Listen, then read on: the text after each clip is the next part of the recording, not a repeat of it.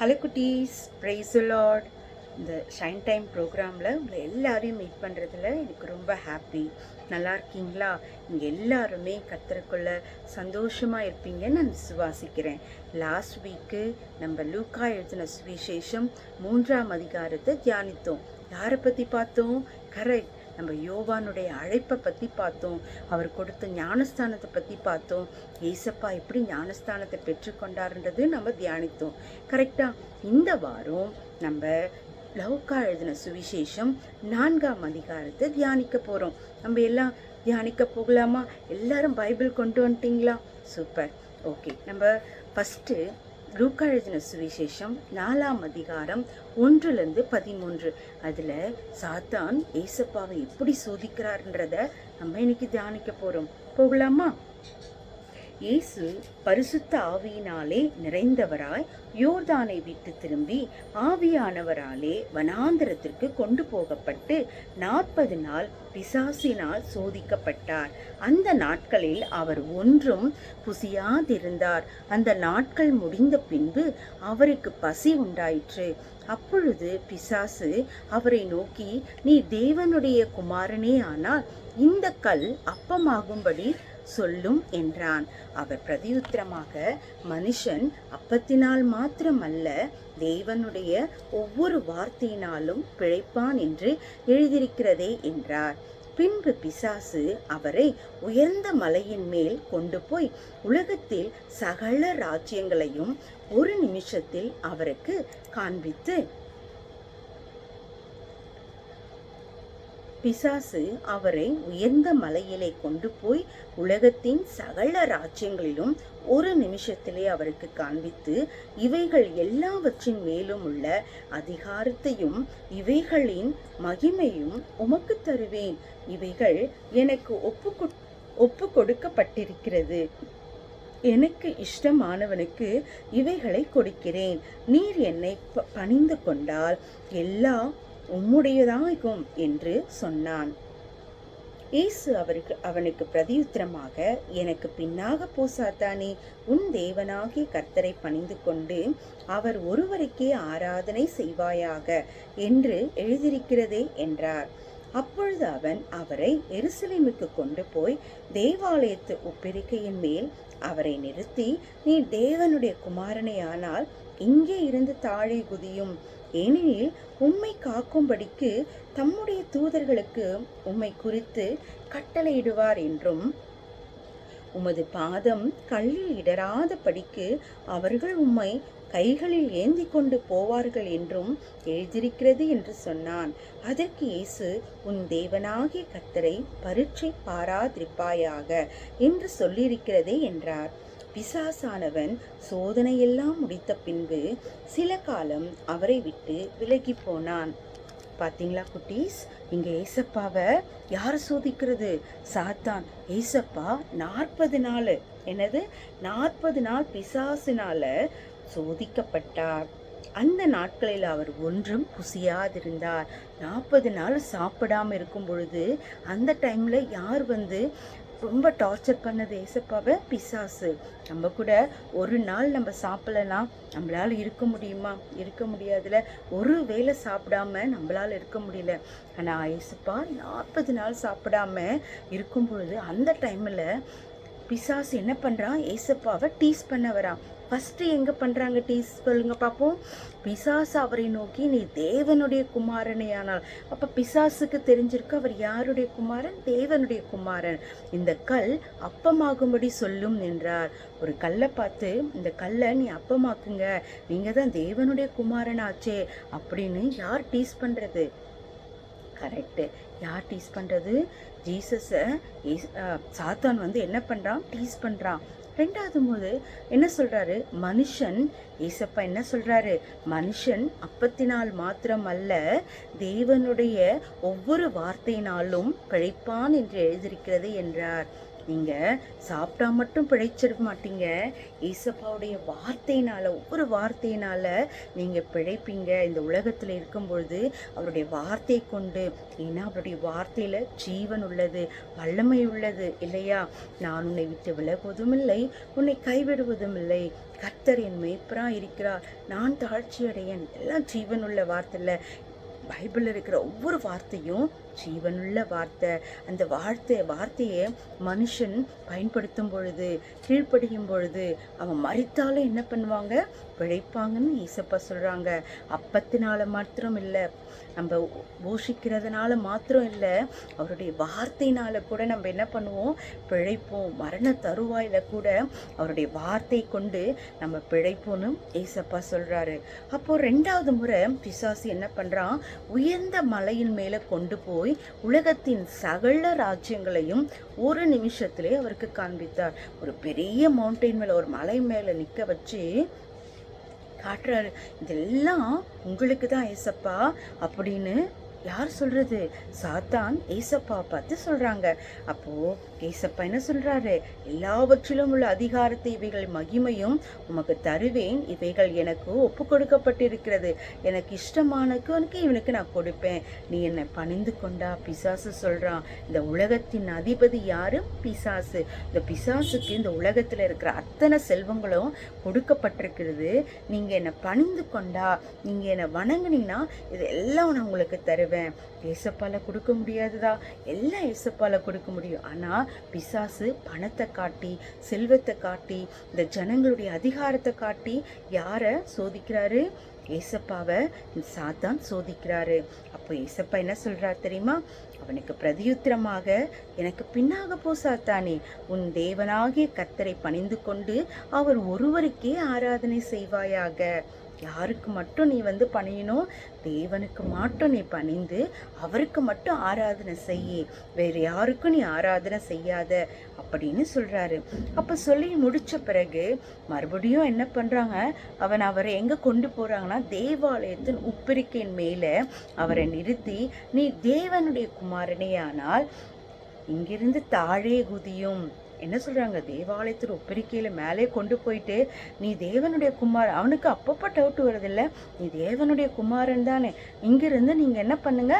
தாழ குதிங்க அப்படின்னு யாரை பத்தி கேட்குறாங்க? ஏசப்பா பத்தி கேட்குறாங்க இல்லையா? அப்போ அவர் சொல்றாரு, உன்னை காக்கும்படிக்கு தம்முடைய தூதர்களுக்கு உம்மை குறித்து கட்டளையிடுவார். பத்தியா? பிசாசு கூட வசனம் தெரிஞ்சிருக்குது இல்லையா? நம்ம சங்கீதம் 91 இருக்குது இல்லையா? உன் வழிகளெல்லாம் உன்னை காக்கும்படி தூதர்களை கட்டளையிடுவாருன்னு. அதே பிசாசு ஏசப்பா கிட்ட ரிப்பீட் பண்றாங்க. பாத்தீங்களா? பிசாசு கூட வசனம் தெரியுது, ஆனா நமக்கு வசனத்தை உள்ளிருந்து எடுக்கிறவன் இருக்கிறான். அதுக்கு நம்ம ஒப்பு கொடுக்காம ஆண்டவரிடத்துல நம்ம கிருபை கேட்கணும். என் இருதயத்துல இருக்கிற வசனத்தை பிசாசு பிடுங்கிடாத படிக்கு உம்முடைய பலத்த கைக்குள்ள நான் இருக்கணும் ஏசப்பா, அடங்கி இருக்கணும் ஏசப்பா அப்படின்னு நம்ம ஒப்பு கொடுக்கும் பொழுது அந்த வசனம் அப்பத்தினால மாத்திரம் இல்ல, தேவனுடைய வார்த்தையினால நம்ம என்ன பண்ணுவோம்? பிழைத்து கொள்வோம் இல்லையா? அப்போ சாத்தானு ஏசப்பா கிட்ட சொல்றாரு, உங்க வழிகளெல்லாம் உன்னை காக்கும்படிக்கு தான் உங்க தூதர்கள் எல்லாம் இருக்கிறாங்களே, நீங்க தேவாலயத்தின் உப்பரிக்கையிலிருந்து கீழே குடிங்க, நீங்க தான் தேவனுடைய குமாரன் ஆச்சே அப்படின்னு டீஸ் பண்றான். சாத்தான் யாரை பார்த்து டீஸ் பண்றான்? ஜீசஸ் கிட்ட டீஸ் பண்றான். அப்ப ஏசப்பா என்ன சொல்றாரு பாருங்களே, அதற்கு இயேசு, உன் தேவனாகிய கர்த்தரை பரீட்சை பாராதிருப்பாயாக என்று சொல்லியிருக்கிறதே. பிசாசானவன் சோதனையெல்லாம் முடித்த பின்பு சில காலம் அவரை விட்டு விலகி போனான்.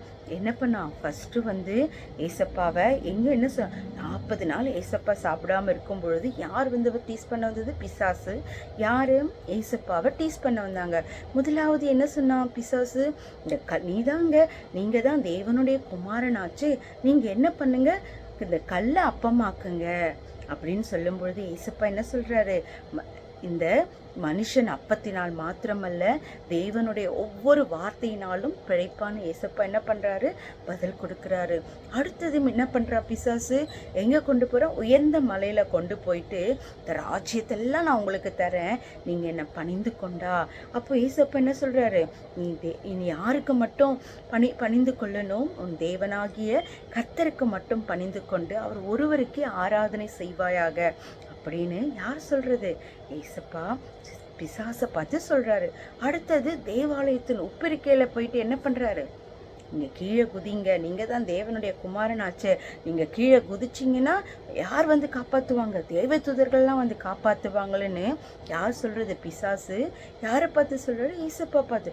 வசனம் தெரிஞ்சு ஈசப்பா கிட்ட அப்படி பேசும் பொழுது என்ன சொல்றாரு, அப்பால போ சாத்தானே அப்படின்னு ஏசப்பா என்ன பண்றாரு, பிசாசை விரட்டி விடுறாரு. இப்போ விரட்டி விடும்போது அவன் கொஞ்ச நாள் காணாம போறான். சரியா, இது நம்ம சாத்தான் ஏசப்பாவை எப்படி சோதிச்சரிச்சாங்க. லூக்கா எழுதின சுவிசேஷம் 4ஆம் அதிகாரம் 1-13. ஓகே, அடுத்தது நம்ம ரீட் பண்ணலாமா, 14-21. ஏசப்பா நாசரேத்துக்கு எப்படி போறாரு, என்ன போதிக்கிறாரு, அதை நம்ம பார்க்கலாமா. பிசாசான பின்பு இயேசு ஆவியானவருடைய பலத்தினாலே கலிலேயாவுக்கு திரும்பி போனார். அவருடைய கீர்த்தி சுற்றிலும் இருக்கிற தேசம் எங்கும் பரப்பிற்று. அவருடைய ஜெப ஆலயங்களில் அவர் உபதேசித்து எல்லாராலும் புகழப்பட்டார். தாம் வளர்ந்த ஊராகிய நாசரேத்து அவர் தம்முடைய வழக்கத்தின்படியே ஓய்வு நாளில் ஜெப ஆலயத்தில் பிரவேசித்து வாசிக்க எழுந்து நின்றார். அப்பொழுது ஏசாயா தீர்க்கதரிசியின் புத்தகம் அவரிடத்தில் கொடுக்கப்பட்டது.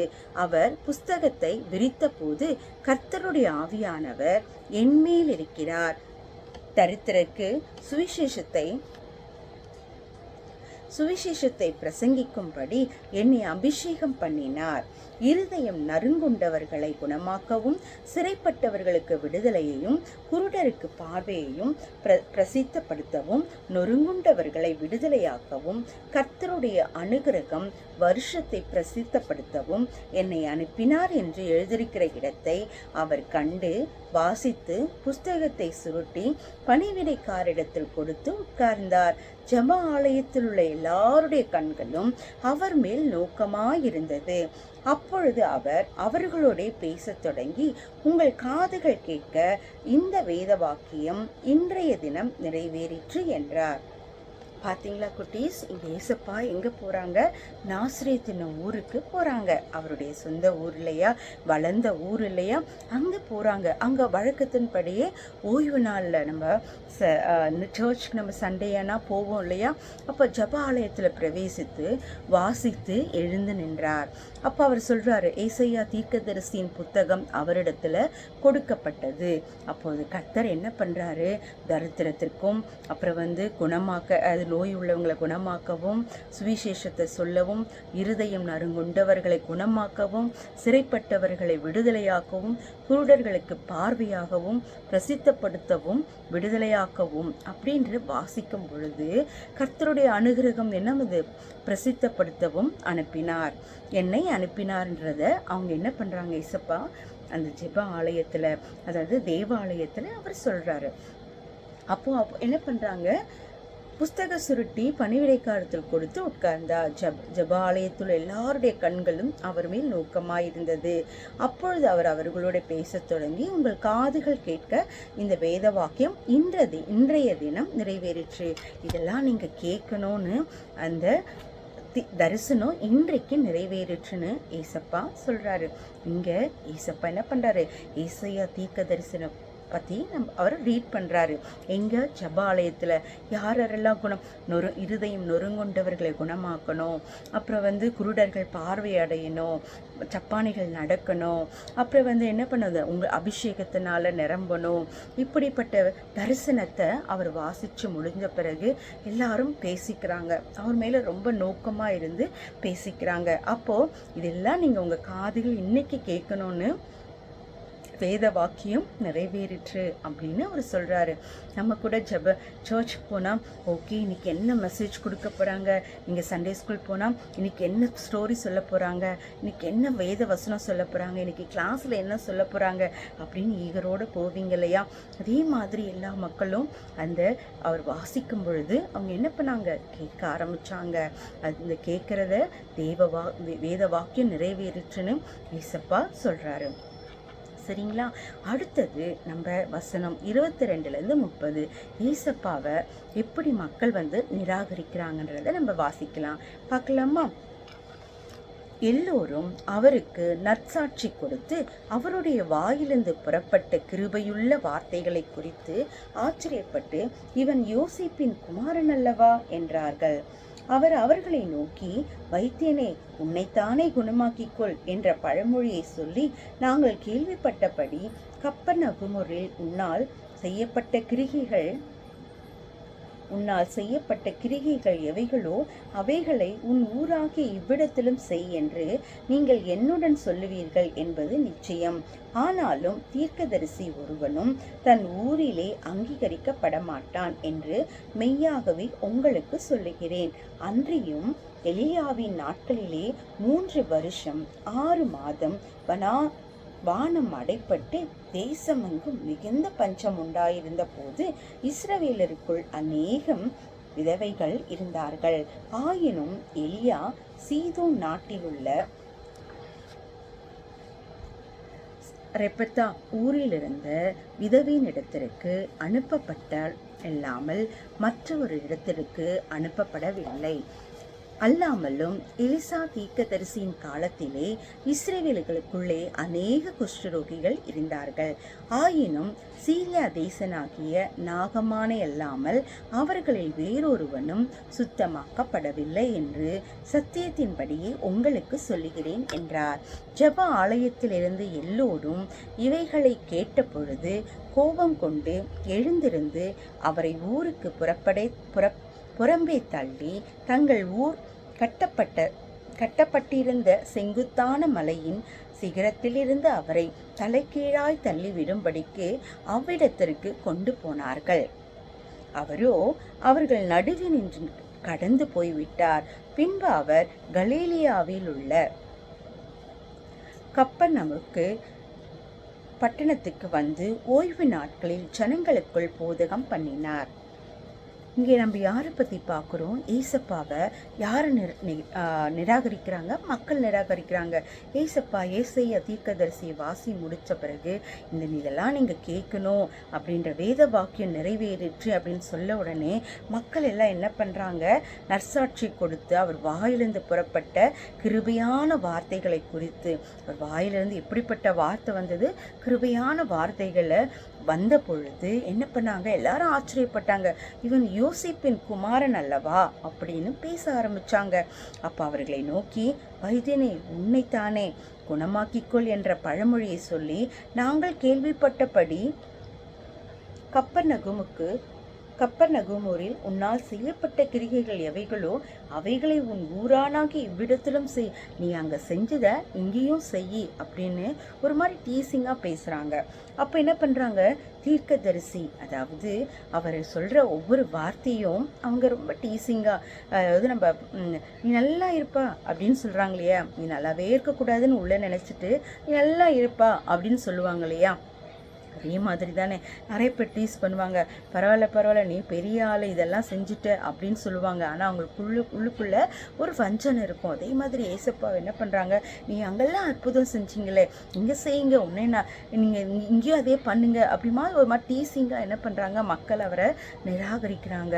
அப்போது அவர் சொல்கிறாரு, தீர்க்கதரிசி தன்னுடைய சொந்த ஊரில் பேர் போக மாட்டாங்க. சொந்த ஊரில் ஒருவனும் தன் சொந்த ஊரிலே அங்கீகரிக்கப்பட மாட்டான். தன் சொந்த ஊரில் அவனுக்கு எந்த ஒரு என்ன ஆகாதுன்னா அவன் என்ன சொன்னாலும் கேட்க மாட்டாங்க. இதுவே அவங்க ரொம்ப டேலண்டாக இருப்பாங்க, அவங்க வீட்டுக்குள்ளேயே இருப்பாங்க, அவங்க சொன்னால் அவங்க யாரும் கேட்க மாட்டாங்க. ஆனால் வெளியாள்கிட்ட போய் சொல்லும்பொழுது அவங்க அங்கீகரிக்கப்படுவாங்க. அதுதான் ஏசப்பா சொல்கிறாரு, தன் சொந்த ஊரிலேயா அங்கீகரிக்கப்பட மாட்டான்னு மெய்யாகவே மெய்யாகவே உங்களுக்கு சொல்லுகிறேன். அப்போது நம்ம சொந்த ஊரில் அந்த கிருபை இல்லைன்னா கஷ்டம் இல்லையா? எவ்வளோ மனசு கஷ்டமாக இருக்கும்ல. அப்போ சொல்கிறாரு, அப்போது எலியாவின் நாட்களில் என்ன ஆச்சுன்னா வானம் 3 வருஷம் ஆச்சு. 3 வருஷம் 6 மாதம் வானம் அடைப்பட்டு தேசம் மிகுந்தும் பஞ்சம் உண்டாயிற்று. இப்போ இஸ்ரவேலருக்குள்ளும் அநேக விதவைகள் இருந்தாங்க. பஞ்சம் இருந்தனா எல்லாரும் செத்து போயிடுவாங்க இல்லையா? எதுவுமே இருக்காது இல்லையா? அப்போது என்ன பண்ணுறாங்க, எலியா சீதோன் நாட்டில் எங்கே போகிறாங்க, சப்ரேத்தா என்ற ஊரிலிருந்து ஒரு விதவையில் அனுப்பப்பட்ட வேற எந்த ஒரு இடத்துக்கும் அவரை அனுப்பலை. இப்போ எலிசா தீர்க்கதரிசியின் காலத்தில் இஸ்ரவேலுக்குள்ள அநேக குஷ்டரோகிகள் இருந்தாங்க. ஆனால் சீரியா தேசத்தில் நாகமான ஒரு மன்னன் என்ன பண்ணாங்க, அந்த குஷ்டரோகத்திலேருந்து விடுதலை பெற்றாங்கன்னு வேதம் சொல்லுது. சரியா? அப்போது நம்ம என்ன பண்ணுறாங்க, இங்கே அவன் எழுந்து அவரை ஊருக்கு புறம்பே தள்ளி தங்கள் ஊர் கட்டப்பட்டிருந்த செங்குத்தான மலையில் சிகரத்திலிருந்து அவரை தலைகீழாய் தள்ளி விடும்படியாய் அவ்விடத்திற்கு கொண்டு போனார்கள். அவர்கள் நடுவில் இருந்து கடந்து போய்விட்டார். அப்போ பார்த்தீங்களா, அந்த எலியா தீர்க்கதரிசியை கூட அவங்க விட்டு வைக்கல. அவங்க என்ன பண்ணாங்க, ஊருக்கு வெளியே கொண்டு போயிட்டு செங்குத்தான ஒரு மலையில் அந்த இதுவை தொங்க விட்டு அவங்கள அப்புறப்படுத்திட்டாங்க. அப்போது அவர் என்ன பண்ணாரு, அந்த அவங்க நடுவில் இருந்து வெளியில் போயிட்டாரு. ஏன்னா சொந்த ஊரில் அந்த தீர்க்கதரிசி மதிப்பு தெரியல. ஆனால் வெவ்வேறு ஊரில் அவங்கள என்ன பண்ணாங்க, கனப்படுத்தினாங்க. அதே மாதிரி தான் நீங்கள் கூட உங்கள் இடத்துல நிறைய டேலண்ட் வச்சுருப்பீங்க. உங்களுடைய டேலண்ட்டை வெளிப்படுத்துவீங்க, உங்களுடைய ஒப்பீனியனை சொல்வீங்க வீட்டில். ஆனால் எடுத்துக்கொள்ளப்பட மாட்டீங்க. அப்போ அந்த டைமில் நீங்கள் சோர்ந்து போகாமல் கர்த்தரிடத்துல நீங்கள் என்ன பண்ணுங்கள், ஒப்பு கொடுங்க. ஏசப்பா உங்களை நடத்துகிற விதம் பெரிதாக இருக்கும். வேறொரு இடத்துல உங்களை கனப்படுத்துகிறவர்களாக இருப்பாங்க. இங்கே ஏசப்பா சொல்லியும் இல்லை, ஏசப்பா சொல்லியும் எலிசா தீர்க்கதரிசியும் சொந்த ஊரில் அவங்களுக்கு என்ன பண்ணல, அங்கீகாரம் கிடைக்கல. ஆனால் அவர் என்ன பண்ணார், அடுத்த ஊரில் மற்ற இடத்துல பெரிய கனம் படுத்தப்பட்டாரு. சரிங்களா? இப்போ அடுத்தது நம்ம பார்க்க போகிறது அசுத்தாவி எப்படி வெளியேற்றினாங்க. வசனம் 31 37 வாசிக்கலாமா? பின்பு அவர் கலீலியாவில் உள்ள கப்பர்நகுமுவில் பட்டணத்துக்கு வந்து ஓய்வு நாட்களில் ஜனங்களுக்குள் போதகம் பண்ணினார். அவருடைய வசனம் அதிகாரம் உள்ளதாயிருந்தபடியால் அவருடைய போதகத்தை குறித்து அவர்கள் ஆச்சரியப்பட்டார்கள். ஜெப ஆலயத்திலே அசுத்தாவி பிடித்திருந்த ஒரு மனுஷன் இருந்தான். அவன், ஐயோ, நஸ்ரேனாகிய இயேசுவே, எங்களுக்கும் உமக்கும் என்ன? எங்களை கெடுக்கவா வந்தீர்? உம்மை இன்னார் என்று அறிவேன், நீ தேவனுடைய பரிசுத்தர் என்று உரச சத்தமிட்டான். அதற்கு இயேசு, நீ பேசாமல் இவனை விட்டு புறப்பட்டு போ என்று அதை அதட்டினார். அப்பொழுது பிசாசு அவனை ஜனங்களின் நடுவே விழத்தள்ளி அவனுக்கு ஒரு சேதமும் செய்யாமல் அவனை விட்டு போய்விட்டது.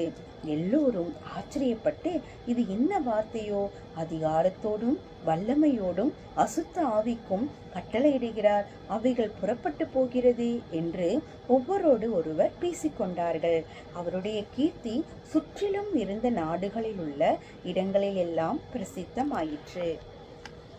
பார்த்தீங்களா, ஏசப்பா என்ன பண்ணுறாங்க, அசுத்த ஆவியை வெளியேற்றுறாங்க. எப்படி என்ன பண்ணுறாங்க, ஜபாலயத்தில் வசனம் அதிகாரம் உள்ளவராக இருந்தபடியால் அவருடைய போதகத்தை எல்லாருமே என்ன பண்ணாங்க, விரும்ப ஆரம்பித்தாங்க. அது மட்டும் இல்லாமல் ஆச்சரியப்பட ஆரம்பித்தாங்க. அப்போ ஜப ஆலயத்தில் அசுத்த ஆவியுள்ள ஒரு மனுஷன், அதாவது பிசாசு பிடித்த ஒரு மனுஷன் வந்தான். அப்போ வரும்பொழுது அங்கே ஏசப்பா என்ன சொல்கிறாங்க, நஸ்ரீனாகிய இயேசுவே, எங்களுக்கு உமக்கும் என்ன? அந்த பிசாசு ஏசப்பா பார்த்த உடனே, ஏசப்பா கிட்ட வந்த உடனே அந்த பிசாசு சொல்லுது, என்ன சொல்லுது, அசுத்தாவி, இயேசுவே, உங்களுக்கும் எங்களுக்கும் என்ன? எங்களை கெடுக்கவா வந்தீர்? உம்மை இன்னார் என்று அறிவேன், நீ தேவனுடைய பரிசுத்தர் என்று உரத்த சத்தமிட்டது. பார்த்தீங்களா, பிசாசு கூட இயேசு என்ற நாமத்தை கேட்ட உடனே நடுங்க ஆரம்பிக்கிறது.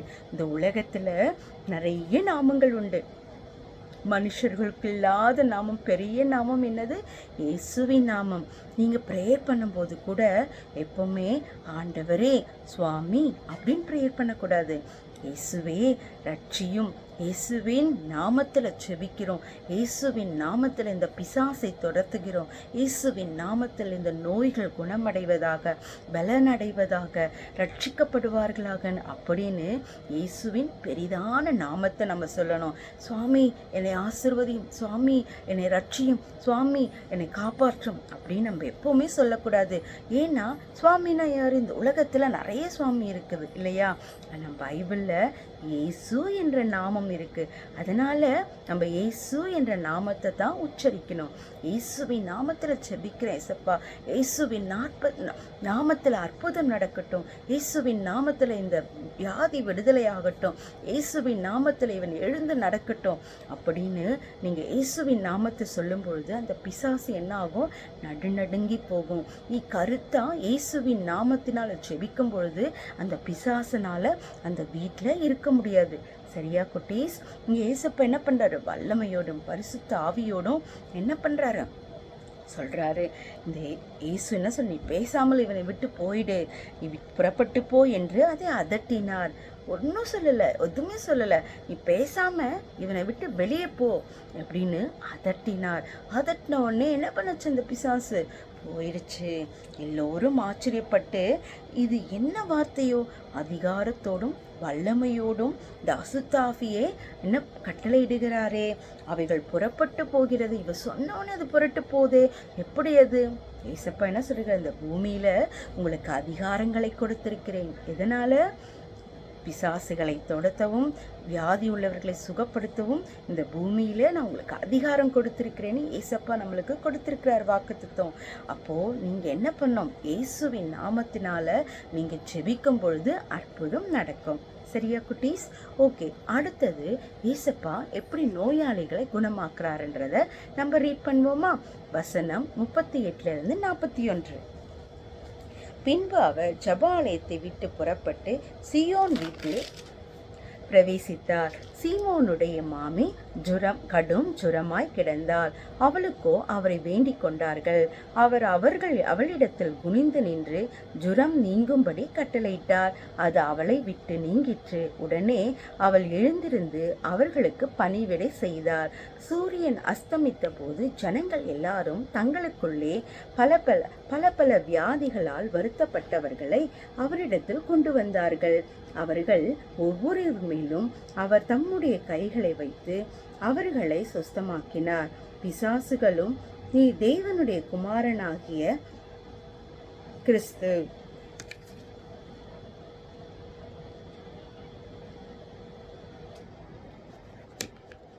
நீ தேவனுடைய குமாரனாகிய கிறிஸ்து என்று சத்தமிட்டு அநேகரை விட்டு புறப்பட்டது.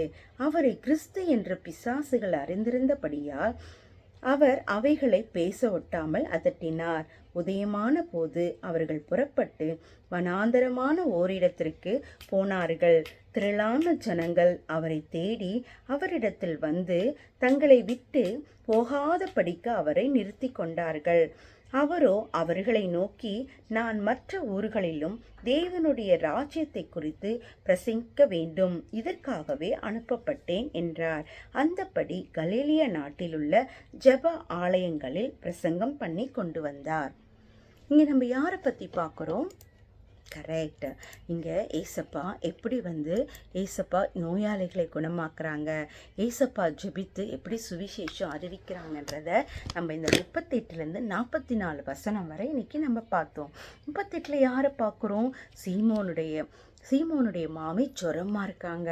அப்போது அவர் வேண்டிக் கொள்கிறார். வேண்டிக் கொண்ட பிறகு என்ன ஆகுது? நோய் குணமாகுது. சூரியன் அஸ்தமித்த போது ஜனங்கள் எல்லாரும் தங்களுக்குள்ளே பல பல வியாதிகளால் வருத்தப்பட்டவர்களை அவரிடத்தில் கொண்டு வந்தார்கள். அவர்கள் ஒவ்வொரு மேலும் அவர் தம்முடைய கையை வைத்து அவரை சுஸ்தமாக்கினார்.